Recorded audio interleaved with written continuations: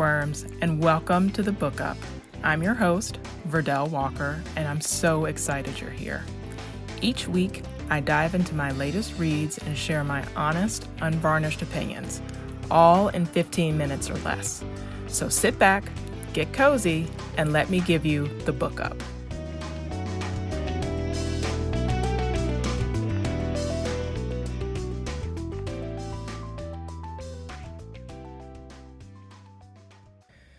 Today's book is The Ministry of Time by Kaliane Bradley.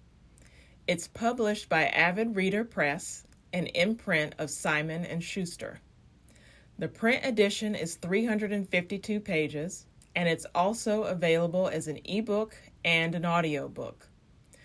As for the genre, it's technically science fiction with a strong literary bent, but it's also a time travel romance, a spy thriller, a workplace comedy, and a meditation on history, colonialism, and identity.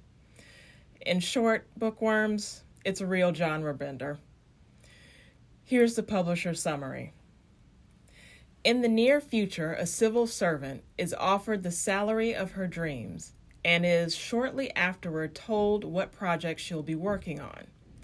A recently established government ministry is gathering expats from across history to establish whether time travel is feasible for the body, but also for the fabric of space-time. She is tasked with working as a bridge, living with, assisting, and monitoring the expat known as 1847, or Commander Graham Gore. As far as history is concerned, Commander Gore died on Sir John Franklin's doomed 1845 expedition to the Arctic, so he's a little disoriented to be living with an unmarried woman who regularly shows her calves, surrounded by outlandish concepts such as washing machines, Spotify, and the collapse of the British Empire. But with an appetite for discovery, a 7-a-day cigarette habit, and the support of a charming and chaotic cast of fellow expats, he soon adjusts.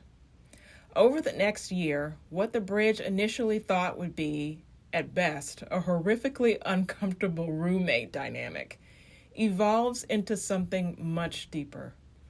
By the time the true shape of the ministry's project comes to light, the bridge has fallen haphazardly, fervently in love, with consequences she never could have imagined. Forced to confront the choices that brought them together, the bridge must finally reckon with how and whether she believes what she does next can change the future.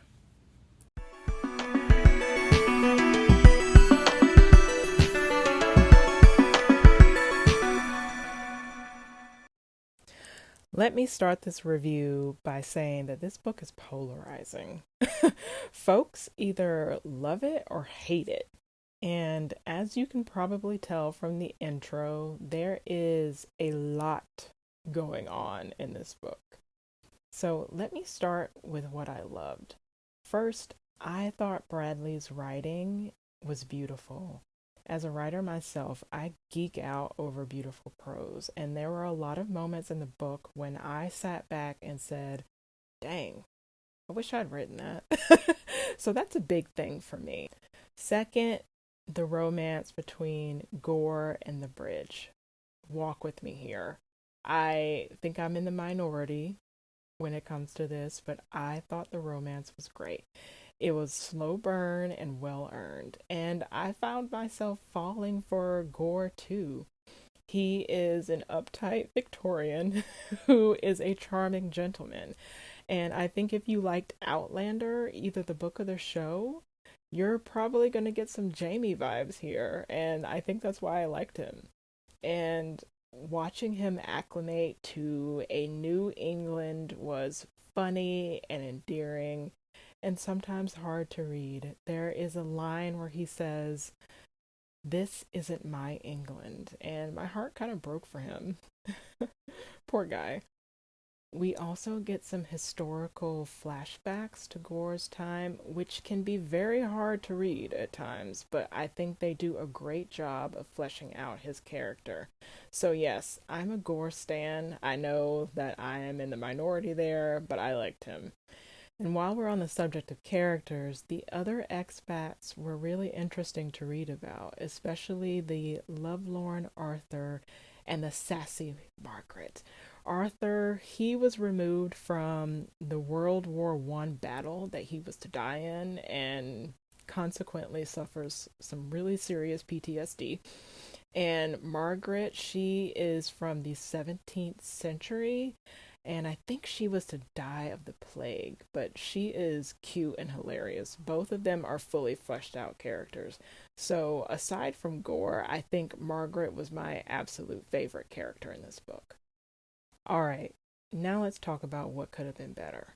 First, mixing genres can be tough for any writer, and Bradley didn't quite pull off the hat trick here. For me, the romance angle was more deftly handled and engrossing than the other parts. The spy thriller bit didn't really come into play until the last third of the novel, so it felt like a bit of an abrupt shift. That said, once it kicked into high gear, it really got going. Secondly, the time travel bit didn't make sense to me. I had to reread the explanation of the time door a few times and still found myself going, huh? I like to think of myself as a smart woman who's pretty quick on the uptake, but it just wasn't clicking for me. Eventually, I shut off my brain and just accepted it.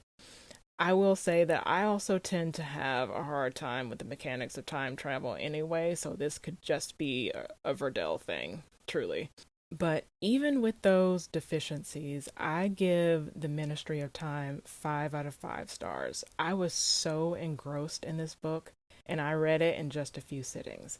And at the end of the day, that's what it's about for me. If you can't put it down, it's a winner. And I think that everyone should give The Ministry of Time a try.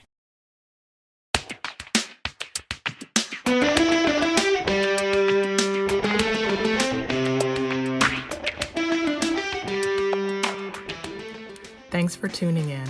If you enjoyed this episode, please follow or subscribe wherever you get your podcast.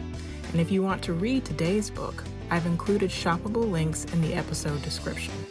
I'll earn a commission if you make a purchase. Thanks for supporting the show that way. I'd also love to hear from you. Leave me a rating or a review, and if you have book recommendations, drop them in the comments on my latest post over on Instagram at @thebookuppod. Thanks again for listening, and I'll catch you next time on The Book Up.